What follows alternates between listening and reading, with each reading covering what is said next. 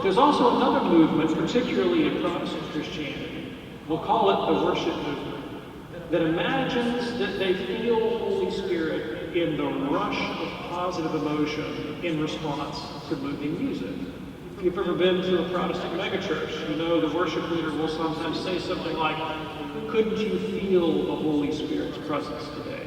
And what they really mean is, didn't you all have a positive emotional response? Is that what we mean by relationship to Christ?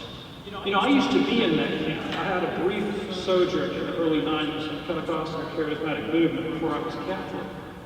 And I went to one of these churches, and there was great music, and we were all deeply moved. And of course, this was Charismatic, so we were all speaking in tongues and hooting and hollering like anybody's business. And I was there with the best of them, arms raised, speaking in tongues, carrying on.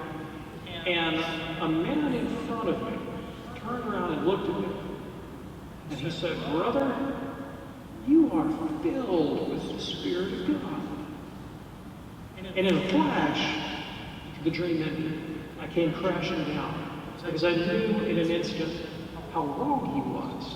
I knew that my frenetic emotional effluvia was nothing other than my sense of loss, my sense of alienation, my insecurity, my longing for God, born out of a kind of neurotic eagerness to reach out and be touched. But I knew that it wasn't the Spirit of God because I knew what was going on in my own moral life. Now, there's nothing wrong with worship music or powerful emotion, and sometimes God really does speak to people in a special way, what we call private revelation. But the church says that none of these things is really the relationship that we're seeking to establish with Christ. And if we make those things normative, if we make them primary, it can be quite dangerous.